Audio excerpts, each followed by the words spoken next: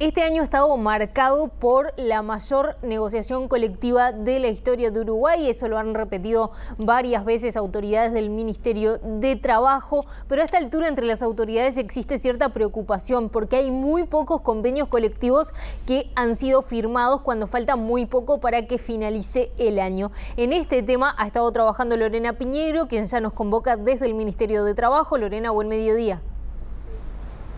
Buen mediodía, Valentina. Así es, desde el mes de marzo, el Ejecutivo, concretamente en ese mes, se presentó lo que serían los lineamientos de esta negociación colectiva, la más grande de la historia, en la cual establecía acuerdos de 24 o 30 meses con ajustes semestrales o anuales, según fueran acordados entre trabajadores y empresarios. Y dividió en tres sectores los aumentos. El sector con problemas, un 6,5%, el sector medio, 7,5%, y el sector dinámico, 8,5% de aumento salarial. En lo que va de estos 4 meses y medio de negociación, de los 198 grupos, solamente se han firmado 79 acuerdos y hasta el momento ha hecho 4 decretos el Poder Ejecutivo, el Ministerio de Trabajo, principalmente en el área rural. Recordemos que hace aproximadamente 2 meses las gremiales agropecuarias se retiraron del grupo 22, que abarca agricultura, ganadería, lo que refiere a arroz y a los tambos, y esto fue duramente criticado por las autoridades del Ejecutivo, concretamente por el ministro de Trabajo, Ernesto Murro.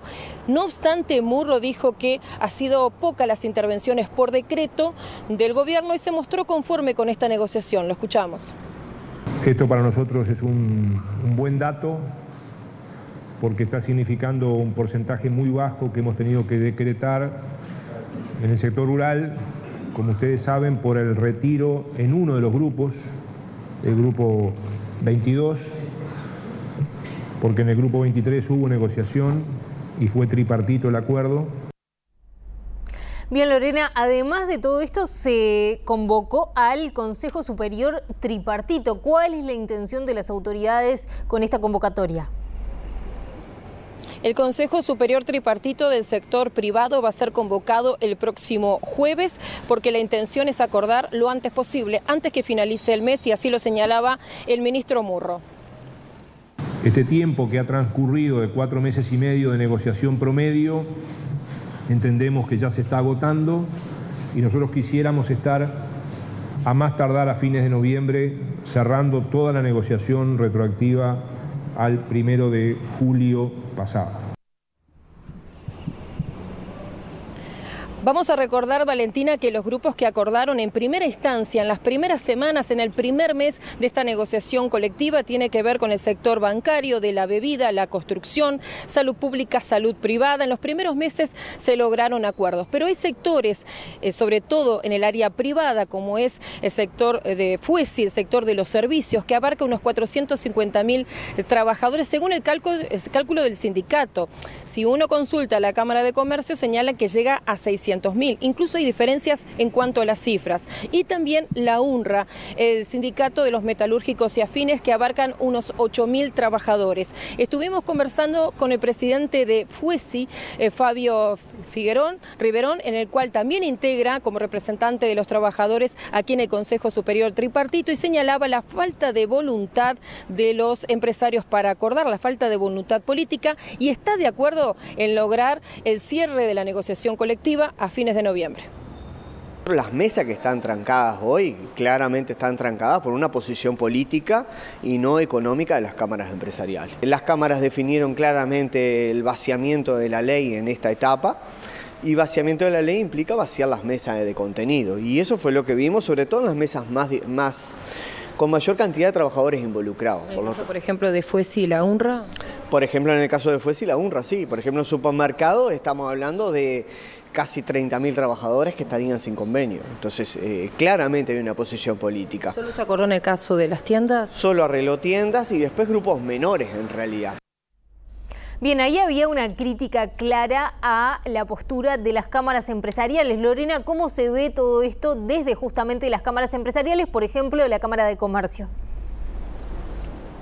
Juan Maylos, quien es asesor de la Cámara de Comercio, señalaba que no existía falta de voluntad, sino que la negociación está trancada porque no se entiende por parte del Ejecutivo ni tampoco por parte de los sindicatos cuál es la situación económica del país. Lo escuchamos. El tema de los empresarios es que la ronda pasada el costo salarial se incrementó decididamente, era otra la coyuntura económica. Hoy por hoy hay un enlentecimiento indudable de crecimiento de la economía y esto hace que no quieran repetir los acuerdos de la vez pasada, que eran mucho más optimistas que los de esta ronda. Por tanto, lo que se pretende es mayor prudencia y un apego bastante más grande al tema de la inflación y no al crecimiento real del salario. Otro dato importante, Valentina, que viene desde el ámbito empresarial es que se reclama que se cumpla con las observaciones que realizó la Organización Internacional de Trabajo ante las denuncias de los empresarios, de las cámaras empresariales en el año 2009 de la negociación colectiva. Se reclama al Ejecutivo las modificaciones. Que el gobierno tiene que cumplir lo que no ha hecho hasta ahora, que es la modificación de la ley de negociación colectiva, que es la base sobre la cual se realiza la negociación colectiva en nuestro país. Esto ha sido observado por la OIT, la negociación debe ser libre y voluntaria, hoy acá en nuestro país es obligatoria, la negociación debe hacerse preferentemente a nivel de rama para salarios mínimos y categorías y el resto a nivel de empresa. No tiene que haber exclusividad de negociación a nivel de los sindicatos. Un detalle antes de despedirnos y tiene que ver con algunos datos de esta negociación colectiva que, como decíamos, el gobierno espera cerrarla a fines de este mes. Hay 16 acuerdos que se estarían por firmar en los próximos días, otros 16 que están próximos a acordar. 70 grupos siguen negociando, pero aún resta convocar a otros 13. Veremos qué pasa en las próximas semanas, Valentina.